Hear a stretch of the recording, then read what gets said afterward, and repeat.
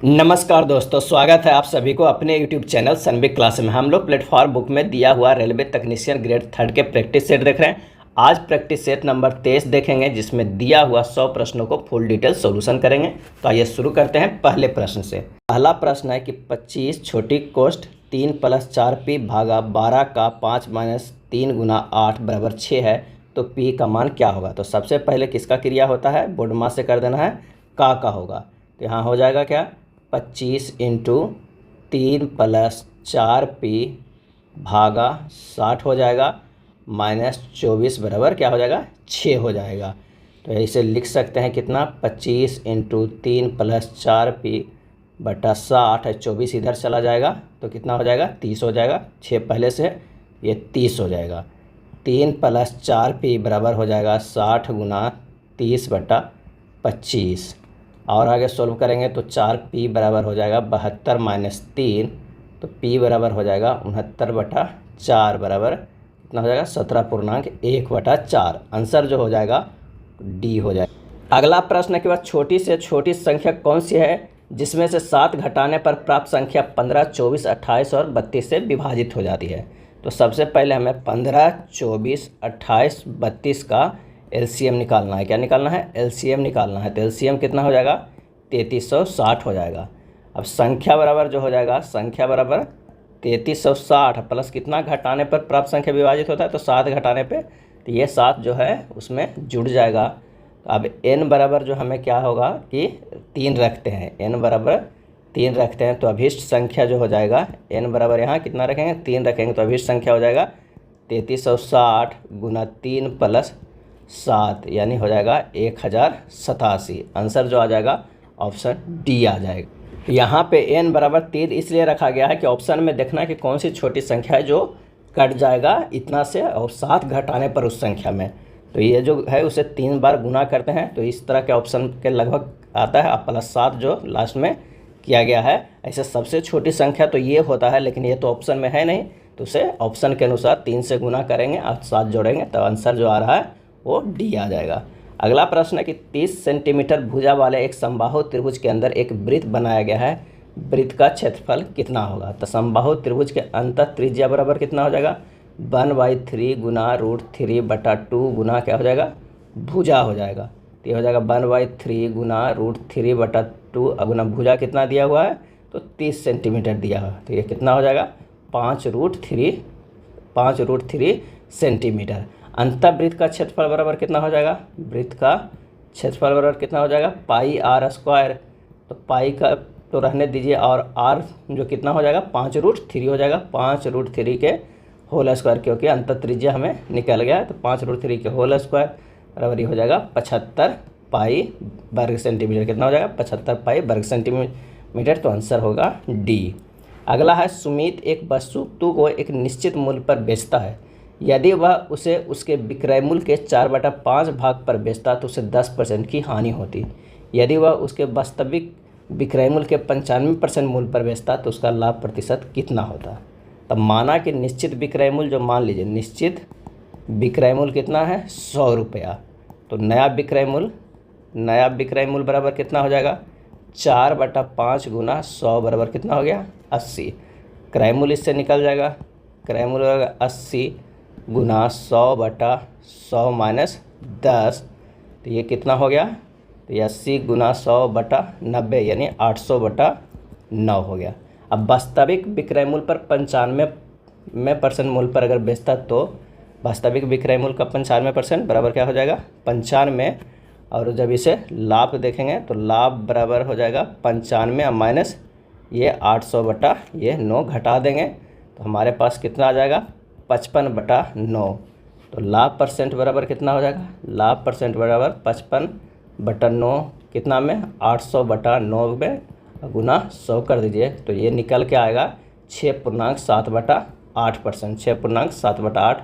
Answer जो हमारे पास होगा वो बी हो जाएगा। अगला प्रश्न है कि एक निश्चित धनराशि साधारण ब्याज पर प्रति वर्ष समान दर से 4 वर्षों में 9900 और 7 वर्षों में 11700 हो जाती है। वही धनराशि 2.1/4 वर्षों के लिए 8.2/3% की दर से समान राशि क्या होगी। यहाँ पर प्रश्न में कुछ मिसप्रिंट है, जो यहाँ रेड कलर में लिख दिया गया है। तो आइए इसे सॉल्यूशन करते हैं। 3 वर्षों का ब्याज क्या हो जाएगा? 3 वर्षों का ब्याज बराबर जो हो जाएगा वही 11,700 में घटा देंगे 9900, आ जाएगा कितना? 1800। तो 4 वर्षों में भी हम निकाल सकते हैं। 4 वर्षों का ब्याज कितना हो जाएगा? तो हो जाएगा 4/3 गुना 1800 बराबर ये हो जाएगा 2400 हो जाएगा। अब यहाँ से मूलधन निकल जाएगा। मूलधन बराबर 9900 4 वर्षों का, और ब्याज कितना है? 2400। तो कितना आ गया? 7500 जो हमारे पास आ गया मूलधन। 9900 जो क्या है? मिश्रधन दिया हुआ है। तो अब ब्याज कितना? 2400। तो मूलधन निकल गया 7500। अब कह रहा है इसी जो हमारे पास जो धनराशि है उस पर 2.1/4 वर्षों के लिए 8.2/3% की दर से कितना होगा मिश्रधन। तो सबसे पहले इससे क्या निकालना होगा? तो हमें निकालना होगा ब्याज। तो ब्याज बराबर हो जाएगा 7500 गुना 26 गुना 9/100 गुना 3 गुना 4 हो जाएगा। क्या होगा? 3 गुना 4 हो जाएगा। ये 2.1/4 को हम लिख सकते हैं 9/4, और 8.2/3% के दर को लिख सकते हैं 26/3%। यहाँ से निकालेंगे तो ब्याज आ जाएगा 1462.5 रुपया। तो मिश्रधन बराबर कितना हो जाएगा? 7500 मूलधन था प्लस 1462.5 रुपया हो जाएगा 8962.50 रुपया। आंसर जो हो जाएगा कौन हो जाएगा? सी हो जाएगा। अगला प्रश्न है कि निम्नलिखित पर विचार कीजिए और बताइए कि कोई परिसंचरण तंत्र नहीं पाया जाता। इनमें से कोई परिसंचरण तंत्र नहीं पाया जाता। इसका सही जवाब हो जाएगा ऑप्शन सी। 2 और 3 में हाइड्रा और स्पंज में जो है परिसंचरण तंत्र नहीं पाया जाता है।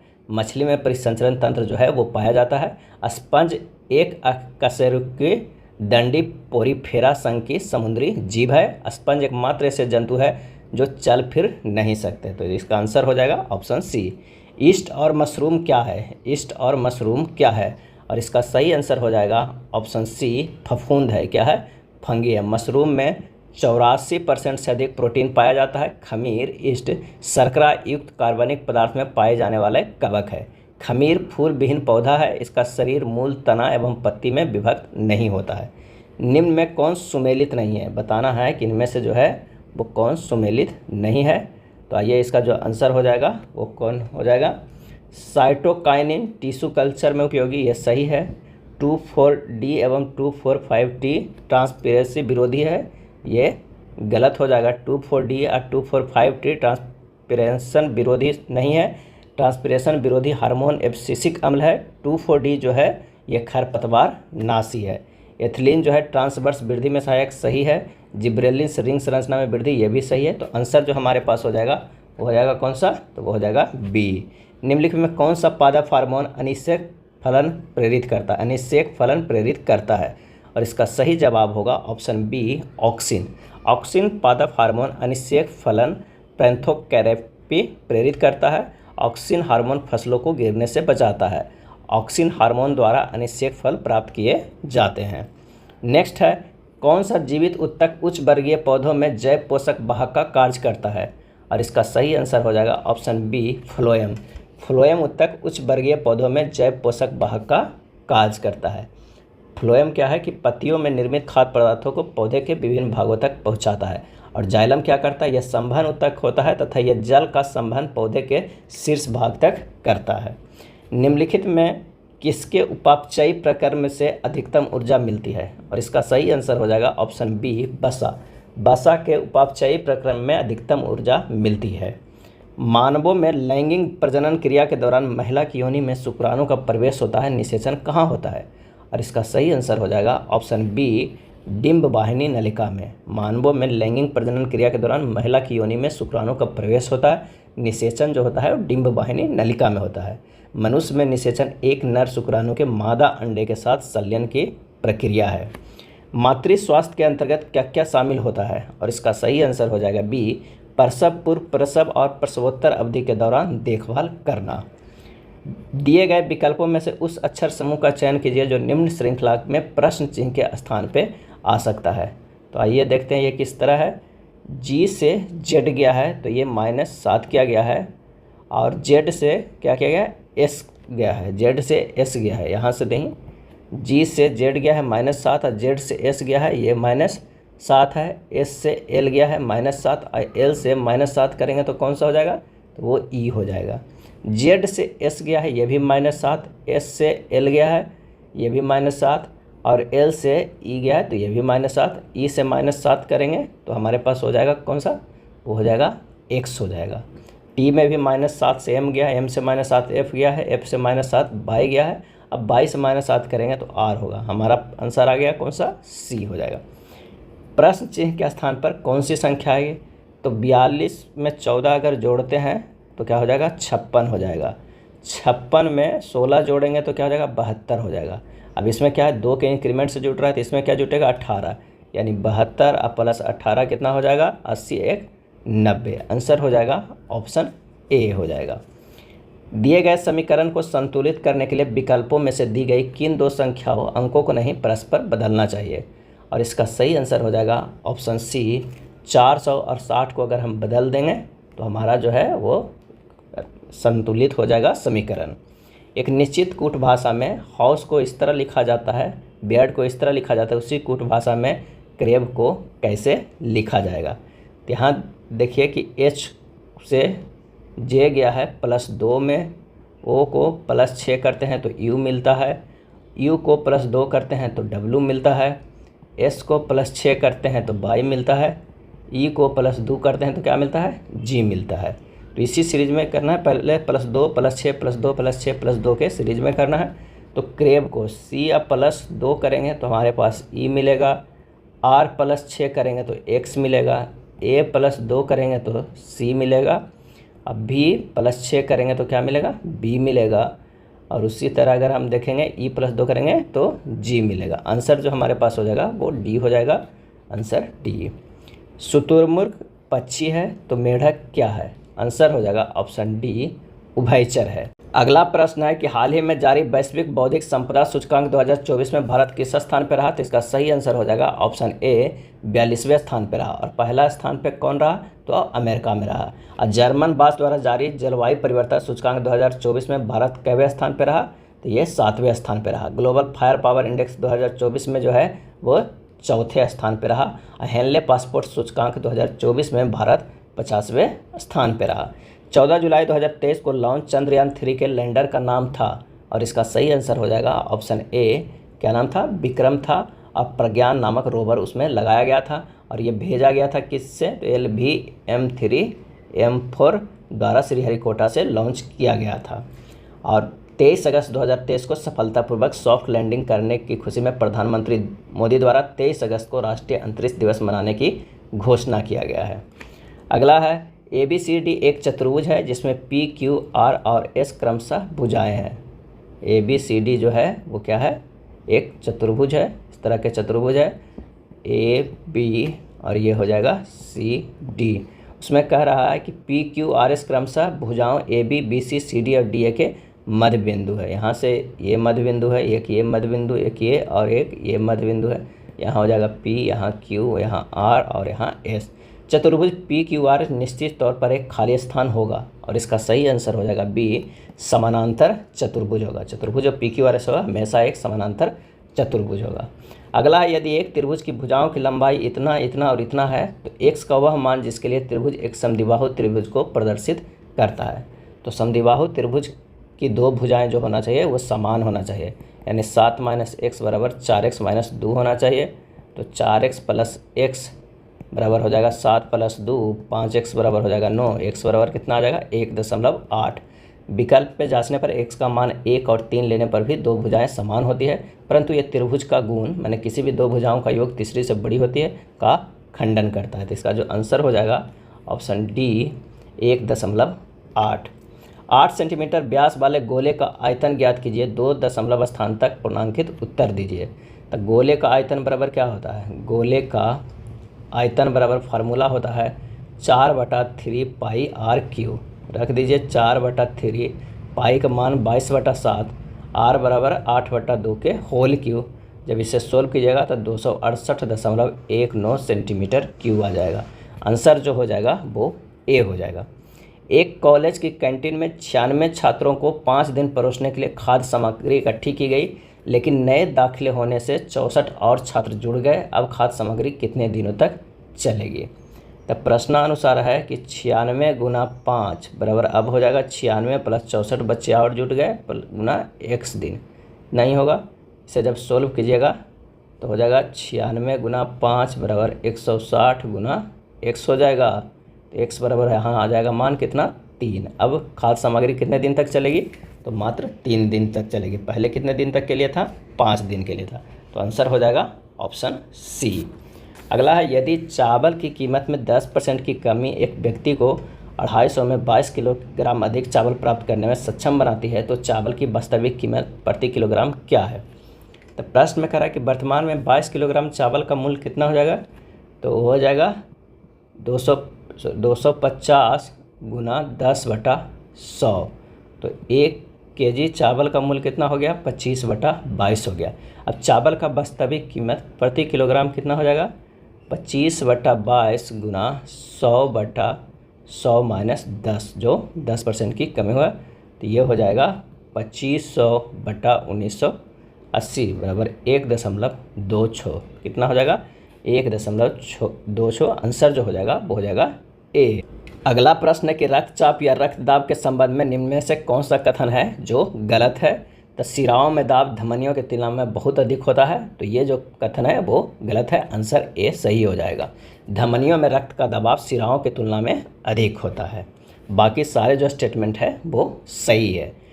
पुष्पीय पादपों में प्रजनन के संबंध में निम्न में से कौन सा कथन जो है वो असत्य है? आंसर हो जाएगा बी, बीजाणुओं के माध्यम में प्रजनन हो सकता है। पुष्पीय पादपों में प्रजनन के संबंध में ये कथन असत्य है कि बीजाणुओं के माध्यम से प्रजनन हो सकता है। पौधे में प्रजनन मुख्य रूप से फूलों के चारों ओर घूमता है, जिसमें नर और मादा दोनों युग्मक होते हैं। एक वर्ग जिसकी भुजा 4 सेंटीमीटर है और अवतल दर्पण से 20 सेंटीमीटर की दूरी पर रखा गया है। यदि अवतल दर्पण की वक्रता त्रिज्या 30 सेंटीमीटर हो तो वर्ग के प्रतिबिंब द्वारा घेरे गए क्षेत्रफल का माप क्या हो जाएगा? यहाँ सबसे पहले तो हमें f निकालना होगा, जो वक्रता त्रिज्या बटा 2 होता है, -r/2 होगा। तो वक्रता त्रिज्या 30 दिया हुआ है बटा 2 हो जाएगा कितना? -15 सेंटीमीटर। अब दर्पण सूत्र हमें लगा देना है 1/v + 1/u बराबर क्या हो जाएगा? 1/f। तो 1/v बराबर होगा 1/f - 1/u बराबर -1/15 + 1/20 कितना हो जाएगा? -1/60।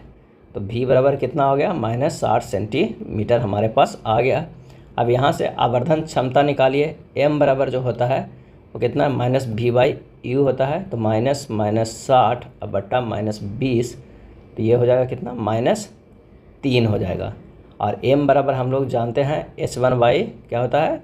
प्रतिबिंब की ऊंचाई बटा वस्तु की ऊंचाई। वस्तु की ऊंचाई 4 दिया हुआ है, तो अगर इसे बराबर कर देते हैं तो यहाँ से h1 निकल जाएगा। h1 बराबर जो हो जाएगा -3 × 4 बराबर -12 सेंटीमीटर। अब प्रतिबिंब द्वारा घेरा गया क्षेत्रफल बराबर क्या हो जाएगा? तो प्रतिबिंब की जो भुजा है उसका स्क्वायर हो जाएगा, यानी भुजा कितना? -12 सेंटीमीटर जो आया है, तो -12 के होल स्क्वायर कर दीजिए तो हो जाएगा 144 सेंटीमीटर स्क्वायर। आंसर जो हो जाएगा कौन सा? बी हो जाएगा।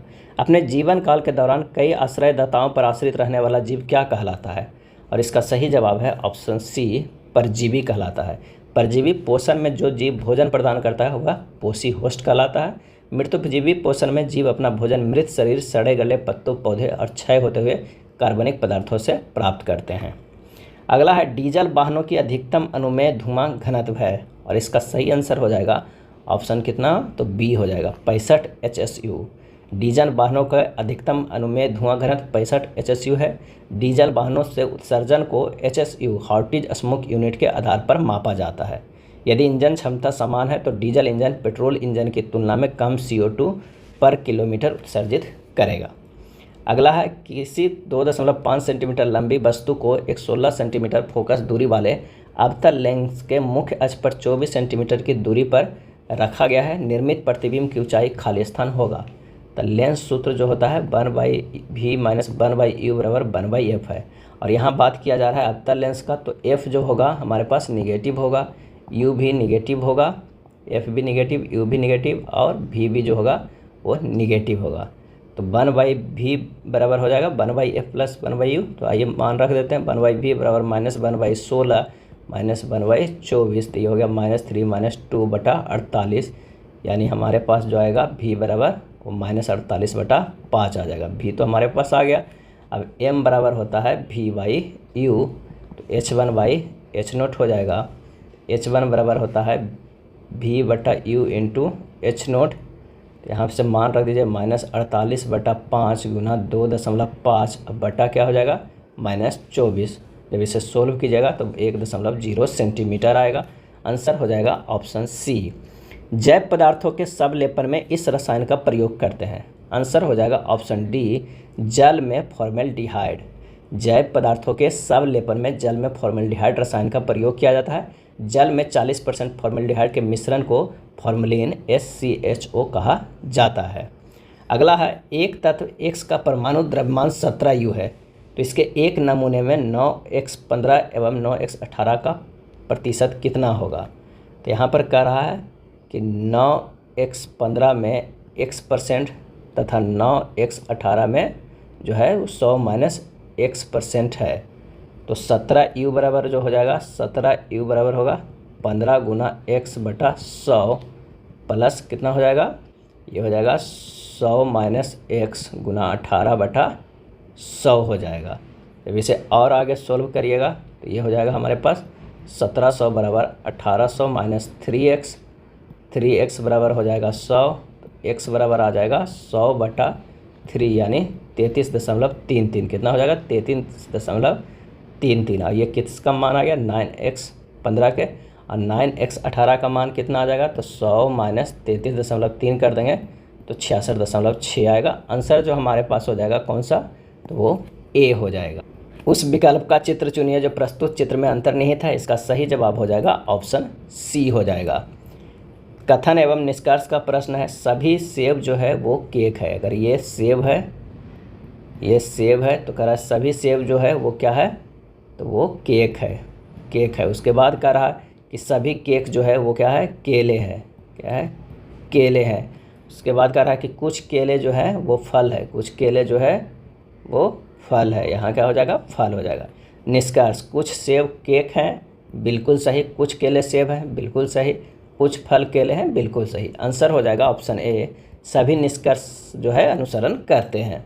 निम्नलिखित आकृति में कितने त्रिभुज है। इसका सही आंसर हो जाएगा ऑप्शन सी, 21 त्रिभुज है। इसमें देखा जाए तो कितने हैं, वो 21 त्रिभुज है।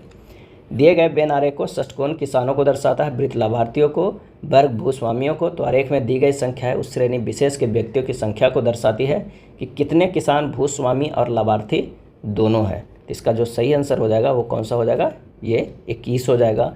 आंसर है ऑप्शन बी हो जाएगा। अगला है, निम्नलिखित 4 शब्दों में 3 शब्द किसी प्रकार से एक समान है और एक असमान है। असमान शब्द का चयन कीजिए। इसका आंसर हो जाएगा ऑप्शन ए, चांदी। चांदी जो है असमान है, बाकी जो है रंगों के प्रकार है। चांदी रंग नहीं, धातु है। प्रयाग प्रशस्ति जिस पर समुद्रगुप्त से संबंधित शिलालेख उत्कीर्ण है की ऊंचाई कितनी है। और इसका सही आंसर हो जाएगा ऑप्शन सी, 35 फीट ऊंचाई है। प्रयाग प्रशस्ति हरिसेन द्वारा लिखित शिलालेख है। प्रयाग प्रशस्ति में समुद्रगुप्त के विजय अभियानों का उल्लेख किया गया है और उसमें हरिसेन ने समुद्रगुप्त को कविराज की उपाधि दिया है। हरिसेन समुद्रगुप्त की राजकवि थे। अगला है, किस तिथि को नागालैंड को एक अलग राज्य घोषित किया था, किस तिथि को। और इसका सही आंसर हो जाएगा ऑप्शन डी, 1 दिसंबर 1963 को नागालैंड को एक अलग राज्य घोषित किया था। 13वें संविधान संशोधन अधिनियम द्वारा नागालैंड को एक राज्य का दर्जा दिया गया। 12वें संविधान संशोधन अधिनियम द्वारा गोवा, दमन और दीव को केंद्र शासित प्रदेश का दर्जा दिया गया था। अगला है, A/B बराबर इतना है, B/C बराबर इतना है, तो C/A बराबर C/A कितना होगा। तो ये है 4/6 और B/80 कितना है, तो ये है 10/11। अब यहाँ अगर तो खाली है तो इसे 6 भर दीजिए, यहाँ खाली है तो 10 से भर दीजिए, लिख दीजिए। ये 40 हो जाएगा, ये 60 हो जाएगा, ये 66 हो जाएगा। ये अनुपात में आ गया। यहाँ A है, यहाँ B है और ये हो जाएगा क्या है, C है। तो C/A का रहा है, यानी 66/40 का रहा है। इसे लिख सकते हैं 20 और इसे लिख सकते हैं 33। क्या लिख सकते हैं, 20 दूनी 40 और ये हो गया 33 दूनी 66, यानी 33/20। आंसर जो हमारे पास आ जाएगा वो B आ जाएगा। यदि x के पावर 4 माइनस उनासी एक्स स्क्वायर प्लस वन बराबर 0 है, तो एक्स प्लस एक्स के पावर माइनस वन का मान लगभग कितना होगा। तो सबसे पहले जो हमारे पास लिखा हुआ है ये, इससे दोनों तरफ क्या कर देते हैं, वर्ग कर देते हैं। तो वर्ग करेंगे, दोनों तरफ वर्ग नहीं, एक्स स्क्वायर से भाग दे देंगे। तो एक्स के पावर 4 बटा एक्स स्क्वायर माइनस उनासी एक्स स्क्वायर बटा x square plus one by x square बराबर 0 हो जाएगा। और सोल्व करेंगे तो एक्स स्क्वायर माइनस उनासी plus one by x square बराबर 0 हो जाएगा। X square plus one by x square बराबर कितना हो जाएगा, उनासी आ जाएगा। अब दोनों तरफ जो है 2 जोड़ देते हैं, तो x square plus one by x square plus 2 बराबर उनासी प्लस 2 हो जाएगा।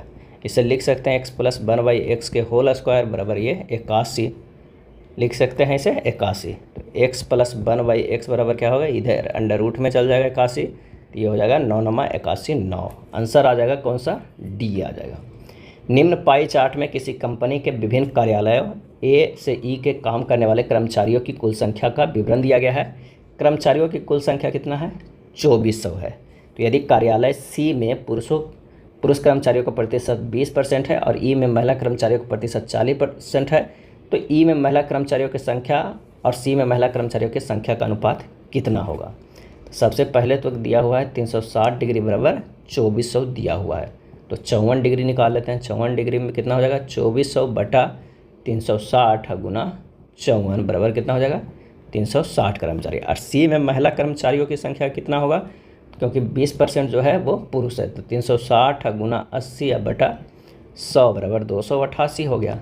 उसी तरह अगर हम 72 डिग्री के निकालते हैं, किसका निकालते हैं, 72 डिग्री का, तो 72 डिग्री को निकालेंगे तो हो जाएगा 2400 बटा 360 गुना 72 बराबर कितना हो जाएगा, 480। अभी में महिला कर्मचारी कितना है, वो 40% है, तो 480 के 40% निकल जाएगा कितना, 192। क्या हो जाएगा, 192। अब ये 192 आया, ये 288 आया, तो अभिष्ट अनुपात क्या हो जाएगा, 192 बटा 288 यानी 2:3 हो जाएगा। आंसर जो हमारे पास हो जाएगा ऑप्शन सी हो जाएगा। यदि कौशिक ए बराबर सेक बी है, जहाँ ए और बी न्यून कोण है, तो ए प्लस बी का मान क्या होगा। तो कौशिक ए बराबर सेक बी है, तो सेक 90 डिग्री माइनस ए बराबर क्या होता है, सेक बी होता है, क्योंकि सेक 90 degree minus theta Kaushik theta होता है। क्या होता है, सेक 90 डिग्री माइनस थीटा बराबर होता है कौशिक थीटा होता है। तो ये लिख दिया, सेक 90 माइनस ए बराबर सेक बी हो गया, तो 90 डिग्री माइनस ए बराबर बी हो गया, तो ए प्लस बी बराबर कितना हो गया, 90 डिग्री। आंसर हो जाएगा ऑप्शन सी। जब 27 के पावर 27 प्लस 27 के मान को 28 से विभाजित किया जाए तो शेषफल कितना होगा। तो यहाँ पर आइए इसे सोल्व करते हैं। ये हो गया 27 के पावर 27 बटा क्या हो जाएगा 28, अब प्लस अलग कर दिए हैं 27 बटा 28। ये दोनों को अगर भागा दे रहे हैं 28 में तो ये अलग अलग हो जाएगा। इसे लिख सकते हैं हम लोग 28 माइनस 1 27 के पावर 27 बटा 28।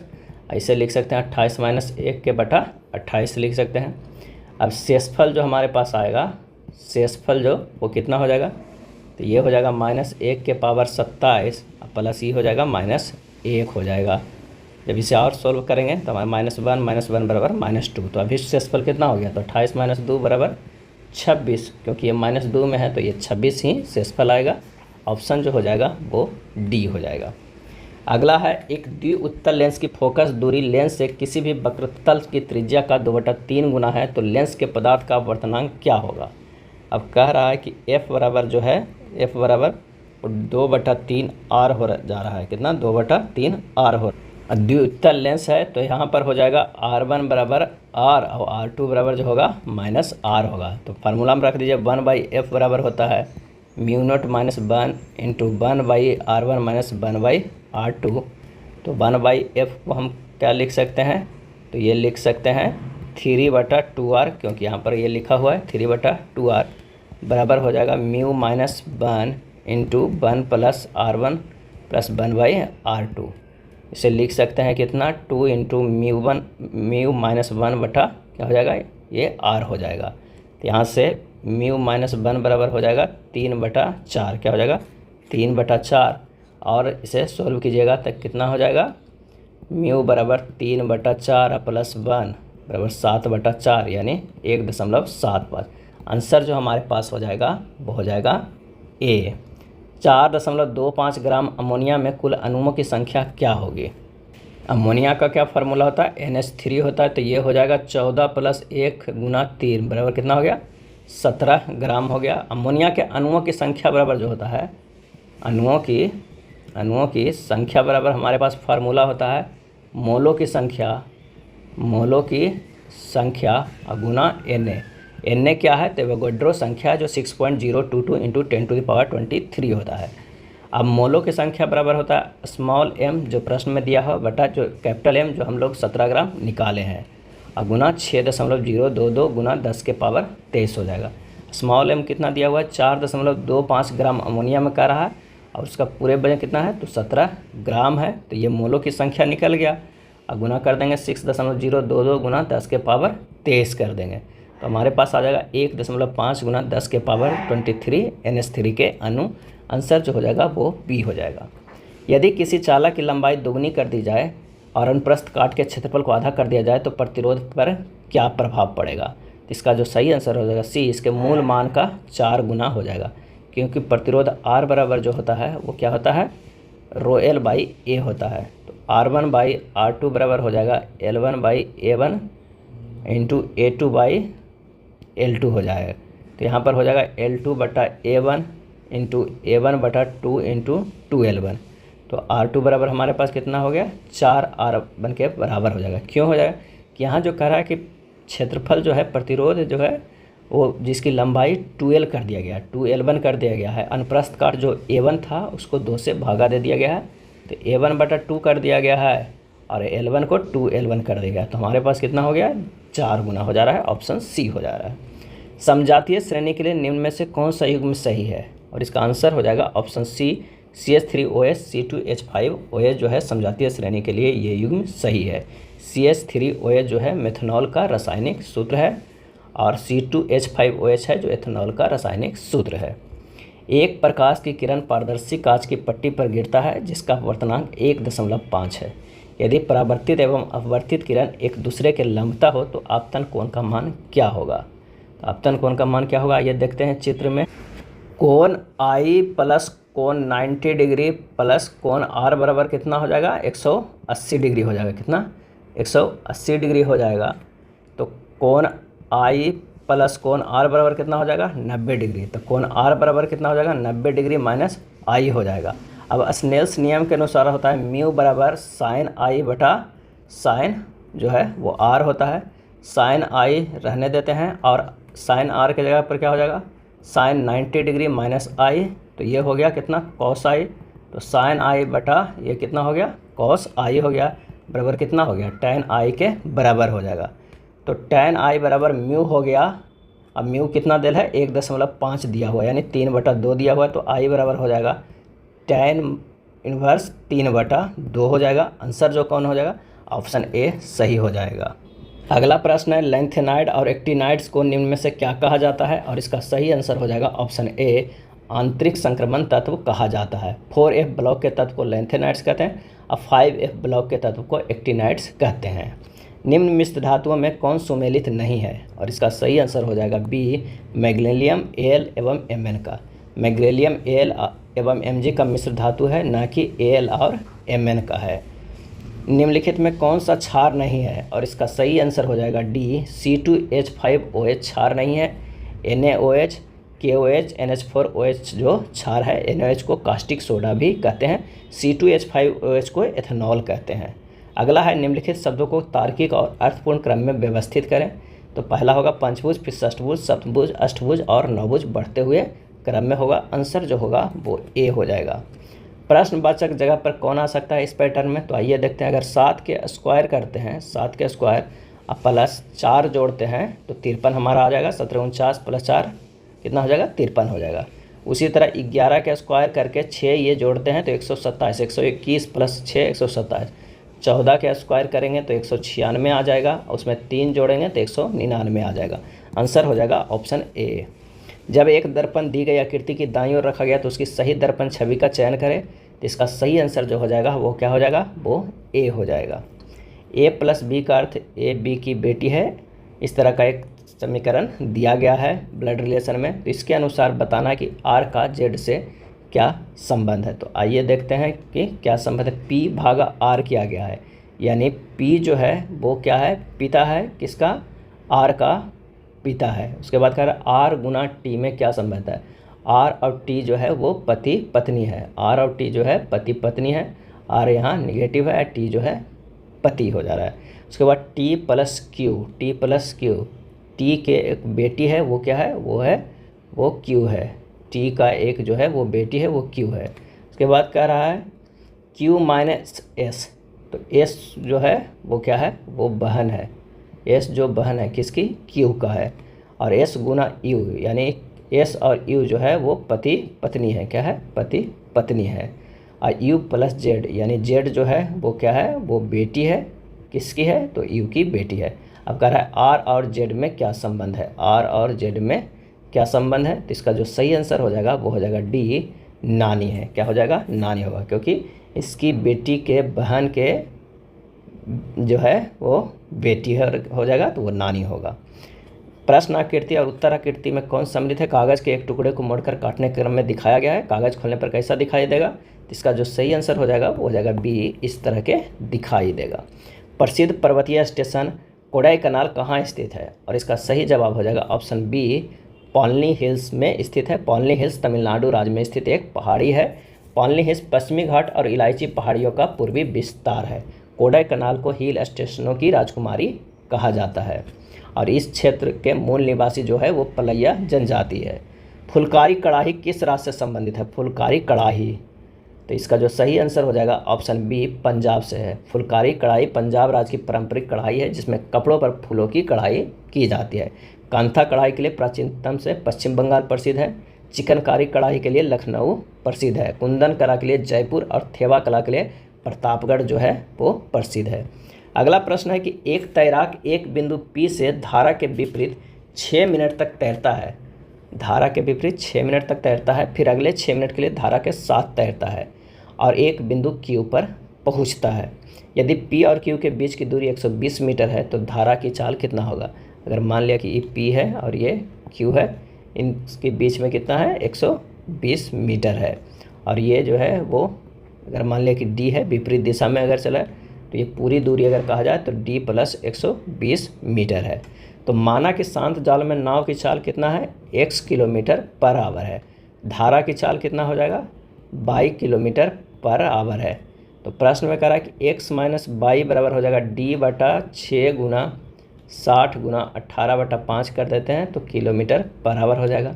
और x प्लस 22 बराबर हो जाएगा D प्लस 120 बटा 6 गुना कितना हो जाएगा, 60 हो जाएगा, 6 गुना 60 हो जाएगा और गुना 18/5 किलोमीटर पर आवर हो जाएगा। अब दोनों को अगर हम घटाएंगे तो हमारे पास जो निकल के आ जाएगा -2y बराबर 18D बटा 6 गुना 60 गुना 5 माइनस 18 इंटू D प्लस 120 बटा 6 गुना 60 गुना 5। यहाँ से हमें क्या है, y का मान निकल जाएगा। तो y का मान कितना निकल जाएगा, तो y का मान निकल जाएगा 6/10 यानी 0.6 किलोमीटर पर आवर, यानी धारा की चाल हो जाएगा 0.6 किलोमीटर पर आवर। ये जो है ये विपरीत दिशा में डी का देखें तो आंसर हो जाएगा ऑप्शन डी। निम्न आकृति में x plus Y plus Z हमें ज्ञात करना है। एक आकृति दिया हुआ है उसमें x plus Y plus Z निकालना है। अब प्रमेय से त्रिभुज ए बी डी में, त्रिभुज ए बी डी में क्या हो जाएगा, तो कोण बी प्लस कोण बी ए सी प्लस कोण सी ए डी बराबर होता है कोण ए डी ई, यानी z plus X plus Y बराबर होता है 120 डिग्री। तो x plus Y plus Z बराबर हो जाएगा कितना, 120 डिग्री। आंसर हो जाएगा ऑप्शन सी। 119.5 का स्क्वायर माइनस 116.4 के स्क्वायर बटा 119.5 माइनस 116.4 का मान क्या हो जाएगा। तो ये इसे कर सकते हैं ए स्क्वायर माइनस बी स्क्वायर बराबर ए प्लस बी इंटू ए माइनस बी। जब ये करेंगे तो हमारे पास जो है वो ये वाला तो कट जाएगा और एक बार में कट जाएगा, बचेगा कितना, ए प्लस बी का मान बचेगा। यानी 119.5 प्लस 116.4 वाला ही बचेगा। तो आंसर हो जाएगा 235.9। 235.9 हो जाएगा। आंसर होगा ऑप्शन ए। 11 संख्याओं का माध्य 44 है। यदि पहली 6 संख्याओं का माध्य 39 है और अंतिम 6 संख्याओं का माध्य 48 है तो छठी संख्या ज्ञात कीजिए। 11 संख्याओं का कुल योग कितना हो गया, तो 44 गुना 11 कर दीजिएगा तो 484 आ जाएगा। पहली 6 संख्याओं का कुल योग तो 6 गुना 39 234, अंतिम 6 के तो 6 गुना 48 ये हो जाएगा 288। अब छठी संख्या निकल जाएगा यहाँ से 234 प्लस 288 माइनस 484, तो ये हो जाएगा 522 माइनस 484 बराबर छठी संख्या 38 निकल गया। आंसर हो जाएगा ऑप्शन सी हो जाएगा। नेक्स्ट प्रश्न है -2, 5 और 1, 3 से होकर गुजरने वाली सरल रेखा का समीकरण ज्ञात कीजिए।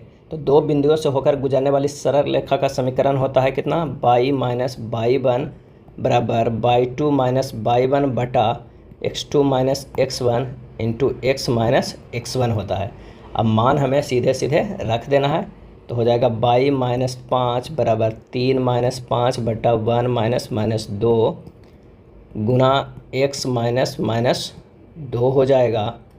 तो यहाँ से y माइनस 5 बराबर हो जाएगा -2 बटा 3 गुना x प्लस 2 हो जाएगा।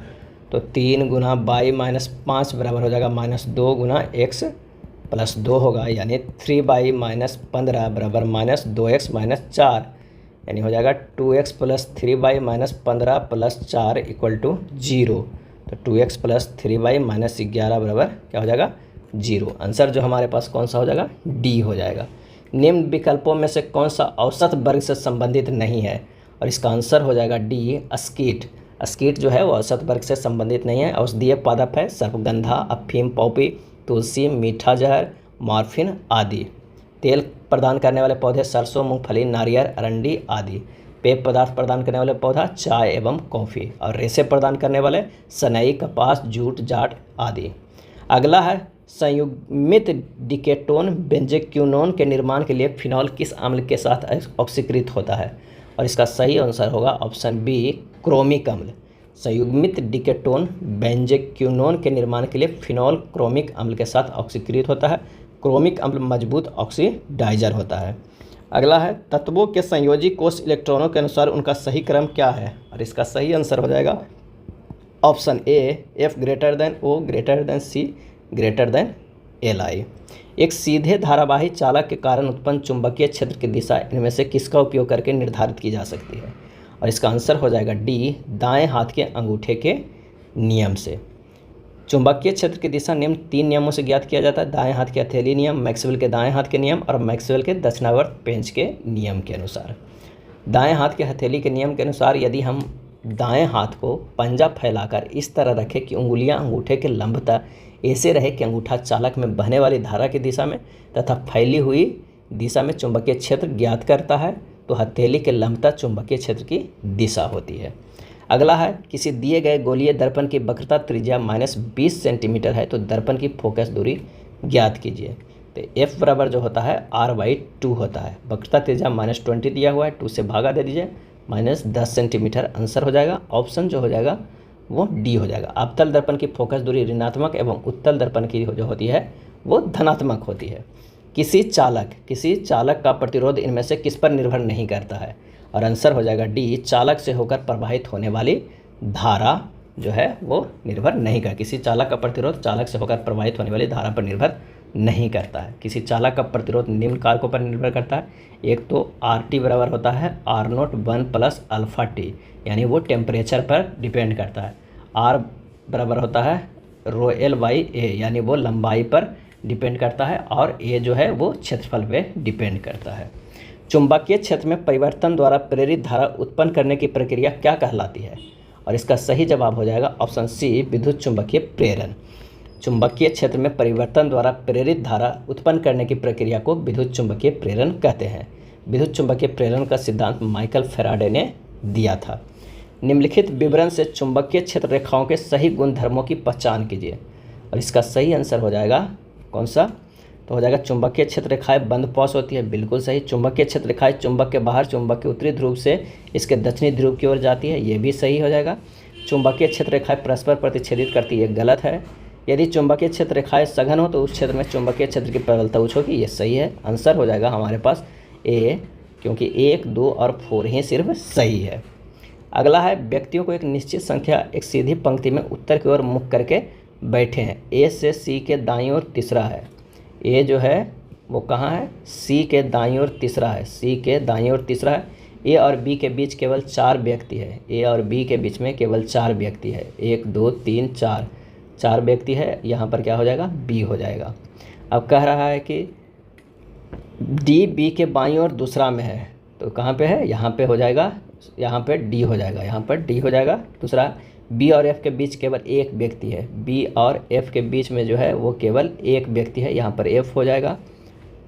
ई और एफ ठीक दाईं ओर बैठा, ई जो है एफ के ठीक दाईं ओर बैठा हुआ है, यानी यहाँ पर जो है वो ई बैठा हुआ है। यदि कोई और व्यक्ति उस पंक्ति में नहीं है तो उस पंक्ति में कुल कितने व्यक्ति है? तो इस तरह हमें जोड़ देंगे तो हमारा पास जो आ जाएगा आंसर वो कितना आ जाएगा? तो हो जाएगा सी, 12 आ जाएगा। राघव बिंदु ए से ड्राइव करना शुरू करता है। कहाँ से? बिंदु ए से ड्राइव करना शुरू करता है और 10 किलोमीटर पहले उत्तर जाता है, 10 किलोमीटर। फिर वह दाईं ओर मुड़ता है, 4 किलोमीटर ड्राइव करता है। दाईं ओर मुड़ता है, 4 किलोमीटर ड्राइव करता है। उसके बाद कहता है कि दाईं ओर मुड़ता है, 13 किलोमीटर ड्राइव करता है। दाईं ओर मुड़ के कितना है? वो 13 किलोमीटर ड्राइव करता है। और उसके बाद है 7 किलोमीटर ड्राइव करता है दाईं ओर मुड़ के। फिर यहाँ से दाईं ओर मुड़ेगा तो ये क्या हो जाएगा? 7 किलोमीटर ड्राइव करेगा, 7 किलोमीटर। इतनी दूरी कितना हो गया? ये 3 किलोमीटर, क्योंकि इतना दूरी जो है वो 4 किलोमीटर है। उसके बाद देखते हैं कि 3 किलोमीटर ड्राइव करता है मुड़ के, तो यहाँ से हो जाएगा ये 3 किलोमीटर। और वो पी बिंदु पर जाकर रुक जाता है। यहाँ पी बिंदु था, यहाँ कितना है? ए बिंदु से शुरू करता है। अब कह रहा है कि बिंदु पी से बिंदु ए तक पहुँचने के लिए उसे कितनी दूरी और किस दिशा में ड्राइव करना चाहिए। तो ये तो सबसे पहले पूरब में करेगा। ये दोनों के बीच की दूरी कितना है? तो वो है 3 किलोमीटर। तो आंसर जो हमारे पास आ जाएगा वो ए हो जाएगा। अगला कथन एवं धारणाएँ का प्रश्न है। कर्मचारियों को कंपनी से जोड़े रखने के लिए हमें उन्हें मासिक लाभों से पुरस्कृत करना चाहिए, कंपनी के अध्यक्ष ने प्रबंधक से कहा। ये कथन है, धारणा है। मासिक लाभ से कर्मचारी खुश रहेंगे, बिल्कुल सही। कर्मचारी समय के पाबंद होंगे, ये भी हो सकता सही। तो आंसर जो हो जाएगा वो डी, केवल धारणा एक निहित है। मासिक लाभ से कर्मचारी खुश रहेंगे, सिर्फ ये हो सकता है। पाबंद होंगे या नहीं, इसके बारे में कथन में ऐसा कुछ नहीं कहा गया। तो आंसर जो हो जाएगा वो हो जाएगा ऑप्शन डी। अगला है, दी गई श्रृंखला में असंगत चित्र का चयन करें। इसमें से असंगत कौन सा है? इसका जो सही आंसर है वो हो जाएगा बी। डी जो है वो लग रहा है हेडफोन को छोड़कर अन्य सभी संदेश देने वाला उपकरण है। हेडफोन जो है वह संगत हो सकता है। अगला है कि उस चित्र का चयन करें जो निम्नलिखित समूह का अंश नहीं है। इसका सही आंसर जो हो जाएगा वो हो जाएगा ऑप्शन सी, 3। स्वेज नहर नामक कृत्रिम जलमार्ग इनमें से किन सागरों को जोड़ता है? सही जवाब हो जाएगा ऑप्शन ए, भूमध्य सागर को लाल सागर से जोड़ता है स्वेज नहर। स्वेज नहर का राष्ट्रीयकरण मिस्र के राष्ट्रपति अब्दुल नासिर के द्वारा कब किया गया था? 1956 ईस्वी में किया गया था। इस नहर का निर्माण काल जो था 1859 से लेकर 1869 के बीच हुआ था। अंतर्राष्ट्रीय रेड क्रॉस समिति का मुख्यालय कहाँ स्थित है? सही जवाब है ऑप्शन सी, जिनेवा में स्थित है। रेड क्रॉस का मुख्य लक्ष्य विपदा और युद्ध के समय होने वाले परेशानियों से लोगों को मदद करना है। उसे 3 बार नोबेल पुरस्कार भी मिल चुका है, 1917 में, 1944 में और 1963 में नोबेल शांति पुरस्कार मिल गया था। अब पहली बार 1948 में 8 मई को रेड क्रॉस दिवस मनाया गया और इसके स्थापना जो हुआ था कब हुआ था? 1863 में, और हेनरी ड्यूरेंट के द्वारा किया गया था। समीकरण 3 × 5x + 2 - 4 = 2 × 1 - 4x में 4x का मान क्या हो जाएगा? तो आइए जब इसे सोल्व करेंगे तो ये 15x + 6 - 4 = 2 - 8x हो जाएगा। यहाँ से हमें x का मान निकल जाएगा, वो 0 हो जाएगा। क्या हो जाएगा? 0 हो जाएगा। तो आंसर हो जाएगा ऑप्शन डी। दी गई पाई चार्ट को ध्यानपूर्वक अध्ययन करना है और बताना है कि यदि उस वर्ष के दौरान आयात पर 10 करोड़ की राशि व्यय की गई हो तो उस वर्ष जैव रसायनों और आभूषणों पर कुल मिलाकर कितनी राशि व्यय की गई थी। तो कुल व्यय जो है वो 360 डिग्री है। 360 डिग्री बराबर कितना होगा?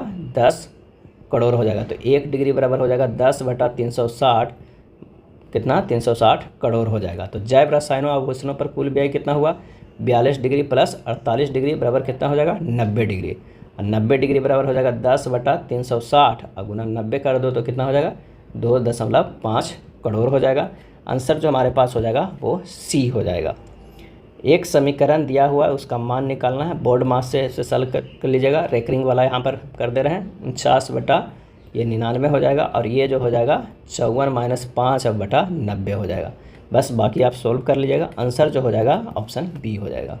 अगला प्रश्न है कि मान लीजिए एक वह बड़ी से बड़ी संख्या है जिससे जब 988, 1637 और 2345 को विभाजित किया जाता है तो प्रत्येक स्थिति में समान शेषफल प्राप्त होता है। शेषफल का मान क्या हो जाएगा? तो यहाँ सबसे पहले क्या करना है, 1637 में से 988 घटाएंगे तो क्या हो जाएगा, 649 आएगा। और 2345 में से 1637 घटाएंगे तो कितना आएगा, 708 आएगा। और 2345 में घटाएंगे 988 तो कितना आएगा, 1357 आएगा। इन सब का हमें क्या निकाल देना है, SCF निकाल देना है। क्या है, SCF निकाल देंगे। तो SCF हमारे पास कितना आ जा रहा है, SCF जो आ रहा है वो 59 आ रहा है, 59 आ रहा है।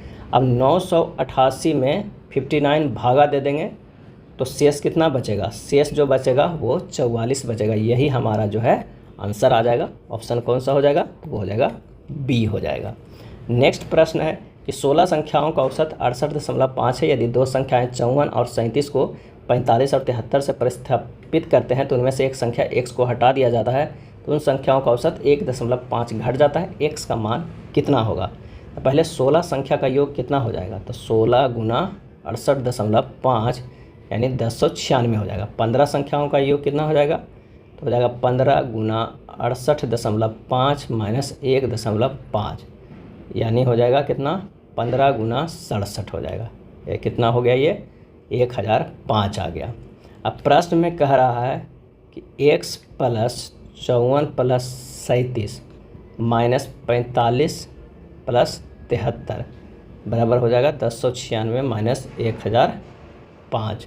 यहाँ से x का मान निकल जाएगा कितना, 118। यही हमारा आंसर आ जाएगा, ऑप्शन डी।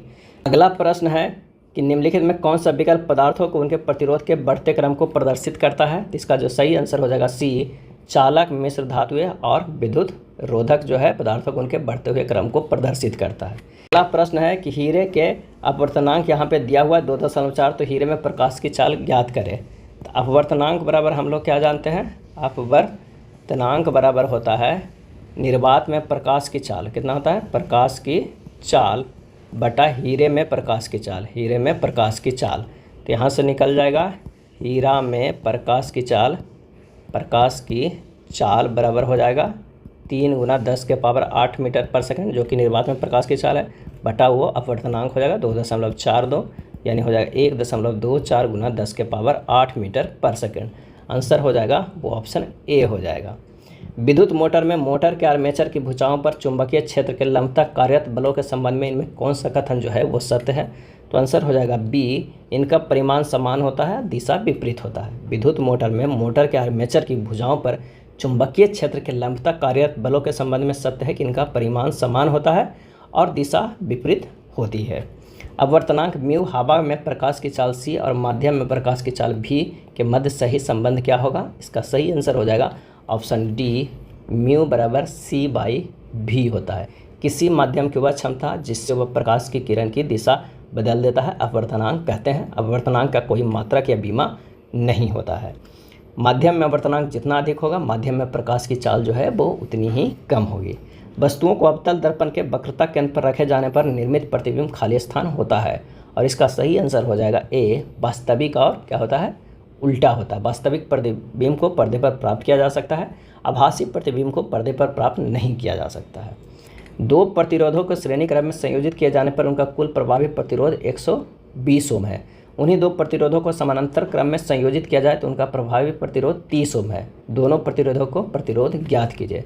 यहाँ पर कह रहा है कि R जो अगर सीरीज में तो 120 है और R अगर पैरेलल में है तो 30 ओम है। R सीरीज का फार्मूला होता है 120 बराबर R1 प्लस R2, इस तरह होगा। तो ये इक्वेशन 1 है। और 1/RP बराबर है 1/R1 प्लस 1/R2, यानी 1/30 बराबर 1/R1 प्लस 1/R2। इसे और सोल्व करेंगे तो R1 इंटू R2 बटा R1 प्लस R2 बराबर कितना हो जाएगा 30। R1 R2 बराबर 120 है, तो R1 इंटू R2 बटा 120 बराबर ही हो जाएगा 30। तो R1 इंटू R2 बराबर निकल गया कितना, 30 गुना 120। तो इससे अगर हमें और आगे सोल्व करेंगे तो क्या हो जाएगा, 20 माइनस R2 इंटू R2 बराबर कितना हो जाएगा 3600 हो गया। यहाँ पर मान रख देते हैं इसके अनुसार कि अगर मान लिया कि R1 की मान रखना है तो 120 माइनस R2 कर देंगे तो हो जाएगा। बस इसे कर दिए हैं तो ये हो गया 120 R2 माइनस R2 के स्क्वायर बराबर 3600। ये क्वाड्रेटिक इक्वेशन में आ गया। R2 square minus 120 R2 plus 3000 कितना हो जाएगा, ये हो जाएगा 3000 इक्वल टू 0। तो इसे सोल्व करना है, R का मान निकालना है। तो हमारे पास निकल के जो आ जाएगा उसका आंसर कौन सा हो जाएगा डी। प्रत्येक 60 ओम और 60 ओम का होगा। आंसर जो हमारे पास होगा वो डी होगा। या आप हीट एंड ट्रायल मेथड से भी बना दीजिएगा कि अगर ऑप्शन रख के कि 60 गुना 60 बटा 120 करेंगे, ये 2 बार में ये 30 आ रहा है तो ये तो पैरेलल में हो जाएगा, और 60 प्लस 60 जो हो जाएगा वो 120 हो जाएगा, ये सीरीज में हो जाएगा। तो आप ऑप्शन में भी बना सकते हैं, इतना लंबा चौड़ा करने की कैलकुलेशन ज़रूरत नहीं पड़ेगा। तो हीट एंड ट्रायल भी कभी कभी ट्राई कीजिए, काफ़ी जल्दी प्रश्न उससे सोल्व होता है। तो आंसर हो जाएगा डी।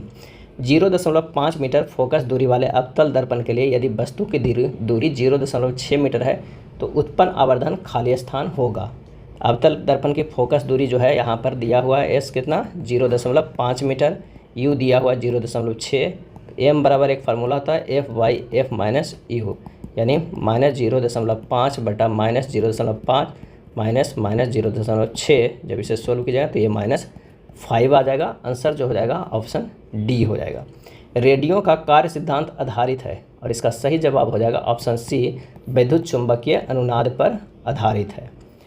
ऊपर दी गई श्रृंखला में बाएं से दाएं क्रम में बदले बिना ऐसे जोड़ों की संख्या कितनी है जिसमें पहला अक्षर और दूसरी संख्या है। तो इसका जो सही आंसर हो जाएगा वो हो जाएगा कितने, वैसी 4 है। पहला जो है अक्षर है और दूसरी जो है वो क्या है, वो संख्या है। तो आप इस तरह के अगर आप देखिएगा तो सबसे पहले तो हमारे पास ये हो जाएगा, उसके बाद ये भी हो जाएगा, उसके बाद अगर हम लोग देखते हैं तो कौन सा हो जाएगा, ये 3 तो हमें लगातार मिल गया। उसके बाद अगर देखते हैं तो ये 4 मिल जाता है, उसके बाद कोई भी नहीं है। तो आंसर हो जाएगा 4। वाक्य और अनुमान देखते हैं। वकील के सामने आपसे ईमानदार होने की अपेक्षा की जाती है। बचाव पक्ष के सामने अनुसरण किया जाने वाला एक अनुदेश है। अनुमान जब तक सावधान न किया जाए मुवक्किल स्वयं को बचाने के लिए कुछ महत्वपूर्ण तथ्यों को छिपाने की कोशिश करते हैं। दूसरा, कभी कभी बचाव पक्ष के विवाद की रणनीति के रूप में महत्वपूर्ण तथ्यों की आवश्यकता पड़ती है। इसका सही जवाब हो जाएगा ऑप्शन डी, केवल अनुमान 1 जो है वो निहित है। यदि 7 सितंबर 2012 को शुक्रवार था तो 17 दिसंबर 2014 को सप्ताह का कौन सा दिन होगा। तो 7 सितंबर से लेकर पहले 7 सितंबर 2014 तक निकालना है, जिसमें विषम दिनों की संख्या 2 ही होगा, क्योंकि उसमें जो है वो 2012 से लेकर 2014 के बीच में 2 है, कोई भी लीप ईयर नहीं आएगा। तो 2 विषम दिन हो गया। अब 7 सितंबर 2014 से लेकर 17 दिसंबर 2014 तक के बीच में कितना होगा, तो 23 प्लस 31 प्लस 30 प्लस 17, इसमें से क्या है 7 से डिवाइड देंगे तो 3 विषम दिन आ जाएगा। कितना, 3 विषम दिन आ जाएगा। पहले 2 विषम दिन था, 2 प्लस 3 टोटल कितना हो गया, 5 विषम दिन हो गया। अब शुक्रवार तो पहले था, इसमें से 5 जोड़ेंगे तो हमारे पास क्या हो जाएगा, ये बुधवार हो जाएगा। आंसर जो हो जाएगा वो बी हो जाएगा। दिया गया समस्या चित्र, दिए गए उत्तर चित्रों में से एक अंश सन्निहित है, वह उत्तर चित्र कौन होगा। तो इसका सही आंसर हो जाएगा ऑप्शन बी हो जाएगा, दूसरे नंबर। वक्तव्य एवं मान्यताएं हैं। जब आपकी पोशाक बहुत बढ़िया होती है तो बहुत से लोग आपसे पूछते हैं कि इस पोशाक को किस दर्जी ने सिला है। मान्यता है, यदि पोशाक खराब हो तो लोग दर्जी के बारे में पूछते नहीं। दूसरा, लोग यह जानना चाहते हैं कि ऐसे ही पोशाक को कैसे सिलना है। आंसर हमारे पास हो जाएगा डी, केवल मान्यता जो है वो एक निहित है। माउंट आबू का दिलवाड़ा मंदिर निम्नलिखित में से किस देवी देवता को समर्पित है। सही आंसर हो जाएगा ऑप्शन सी, आदिनाथ का। माउंट आबू का दिलवाड़ा मंदिर आदिनाथ देवता को समर्पित है। जगन्नाथपुरी भारत के उड़ीसा में समुद्र तट पर बसा है और यह मंदिर भगवान विष्णु के कृष्ण अवतार को समर्पित है। भारत के उच्चतम न्यायालय का आदर्श वाक्य क्या है, और इसका सही आंसर हो जाएगा ऑप्शन सी, यतो धर्मस्थो जया। भारत के उच्चतम न्यायालय का आदर्श वाक्य है यतो धर्मस्थतो जया। यतो धर्मस्तत्यो जया का अर्थ है जहाँ धर्म है यानी सत्य है वहाँ जीत होती है। महाभारत में कुल 11 बार इससे मिलता जुलता शब्द का प्रयोग देखने को मिला है। महाभारत में उल्लेखित है यथा कृष्णस्तो धर्मो ता यतो धर्मस्ततो। और भारत का आदर्श वाक्य जो है वो है सत्यमेव जयते, और सत्यमेव जयते मुंडकोपनिषद से लिया गया है। यह था आरआरबी टेक्नीशियन ग्रेड 3 के प्लेटफॉर्म बुक में दिया हुआ प्रैक्टिस सेट। वीडियो अच्छा लगा तो लाइक एंड शेयर कर दीजिएगा। धन्यवाद।